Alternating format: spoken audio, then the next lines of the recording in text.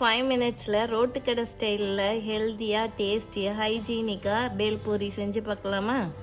Hi, this is Saranya. Welcome to our channel Kitchen in the Dark. In the kitchen of equality, blindness doesn't dim the flavor. இன்னைக்கு நம்ம வீடியோல என் குழந்தைங்களாம் லீவ்ல வீட்டுல இருக்கனால snacks ஏதாவது செஞ்சுட்டாமா அப்படின்னு கேட்டாங்க. அவங்களுக்காக ஒரு ஸ்நாக்ஸ் ரெசிபி தான் செய்ய போறேன். வாங்க எப்படி செய்யலாம் வீடியோல போய் பார்க்கலாம். நம்ம சேனலை ஃபர்ஸ்ட் டைம் பார்க்குறவங்க மறக்காம சப்ஸ்கிரைப் பண்ணிக்கோங்க. அப்படியே பெல் பட்டனே ஆன் பண்ணி ஆல் என்ற ஆப்ஷனையும் கொடுத்துக்கோங்க. அப்பதான் நம்ம வீடியோவோட நோட்டிபிகேஷன்ஸ் எல்லாமே உங்களுக்கு உடனுக்குடனே வரும். நீங்க கொடுக்குற சப்ஸ்கிரிப்ஷன் எல்லாமே எனக்கு பெரிய மோட்டிவேஷன். ஸோ மறக்காம சப்ஸ்கிரைப் பண்ணி வச்சுக்கோங்க. நம்ம ரெசிபிக்கு தேவையான இன்கிரீடியன்ஸ் எல்லாம் இங்க ஷோ பண்ணி வச்சாச்சு. நம்ம ரெசிபியை செஞ்சுக்கிட்டே மெஷர்மெண்ட்ஸ் பார்த்துக்கலாம். நம்ம இப்ப பேல்பூரி செய்யறதுக்கு ஒரு அகலமான பாத்திரம் எடுத்திருக்கேன். 2 மீடியம் சைஸ் வேக வச்ச உருளைக்கிழங்கு எடுத்திருக்கேன். இதை நம்ம கையாலே நல்லா நசுக்கி விட போறோம். நல்லா புட்டு மாதிரி உதுத்து விட்டுக்கலாம். நம்ம உருளைக்கிழங்கு எல்லாமே உதுத்து விட்டாச்சு. கொஞ்சம் பெரிய பெரிய பீஸா இருக்கணும். ரொம்ப நைஸா மேஷ் பண்ணிடக்கூடாது. 2 கைப்பிடி வேக வச்ச வெள்ளை சுண்டல் உள்ள சேர்த்திருக்கேன். மாங்காய் சின்ன சின்ன பீஸா கட் பண்ணியிருக்கேன். இது பாதியில ஒரு மாங்கால சதப்பகுதியை பாதியா வெட்டி அதுல பொடி பொடியா வெட்டி எடுத்திருக்கேன்.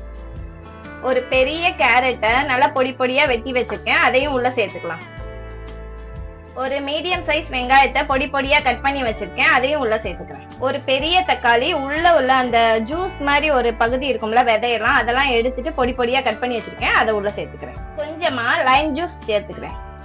டேஸ்ட்டை என்ஹான்ஸ் பண்ணதுக்கு 1/4 டீஸ்பூன் சுகர், ஒயிட் சுகர் சேர்த்துக்கிறேன். ஒரு 4-5 பானிபூரி எடுத்து பொரிச்சு வச்சிருக்கேன். அதெல்லாம் நொறுக்கி உள்ள சேர்த்துக்கலாம்.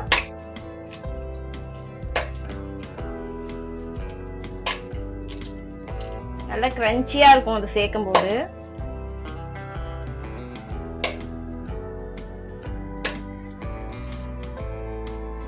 ஒரு டீஸ்பூன் கோபுரமா சாட் மசாலா சேர்த்திருக்கேன். இது எல்லாத்தையும் சேர்ந்து இப்ப கலந்து விட்டுக்கலாம்.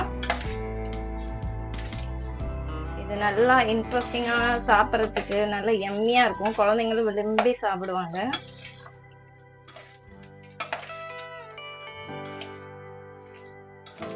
நல்ல கமகமன் வாசம் வருது அந்த சாட் மசாலா சேர்ந்த உடனே. நல்லா ஃபைனா மிக்ஸ் பண்ணி எடுத்தாச்சு. இப்ப நான் பொடி மிச்சர்னு கடையில கேட்டீங்கன்னா கிடைக்கும். அது ஒரு கைப்பிடி எடுத்து தூவிக்கிறேன்.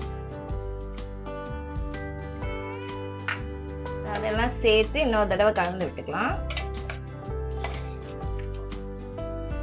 இப்ப நம்ம கொத்தமல்லி கொஞ்சமா தூவிக்கலாம். லாஸ்ட் அண்ட் ஃபைனலா ஒரு கைப்பிடி பொரி போட்டுட்டேன். பொரி போட்டீங்கன்னா நல்லா டேஸ்டா இருக்கும். சர்வ் பண்ணையில தான் பொரி சேர்க்கணும்.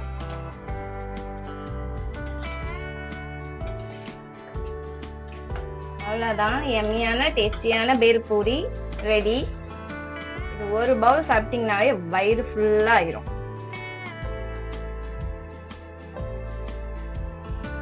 இந்த ரெசிபில நீங்க கேரட் மட்டும் இல்லாம பீட்ரூட், வெள்ளரிக்காய் இந்த மாதிரி எந்த காய் வேணா போட்டு கொடுக்கலாம். இதை நீங்க கடையில வாங்கும்போது அதுல என்ன பண்ணுவாங்கன்னா நிறைய மிக்சரும் பொரியும் மட்டும்தான் சேர்த்து தருவாங்க. காய்கறி எல்லாம் கம்மியா தான் சேர்ப்பாங்க. அதோட அஜினமோட்டோ, இந்த சாட் மசாலா நிறைய சேர்த்து கொடுப்பாங்க. குழந்தைங்களுக்கு சேராது. நம்ம வீட்லயே ஹெல்த்தியா நல்லா டேஸ்டியாவும் செஞ்சு கொடுக்கலாம். வீட்ல ட்ரை பண்ணி பாருங்க. நான் எப்படி இருக்குன்னு டேஸ்ட் பண்ணி சொல்லிடுறேன்.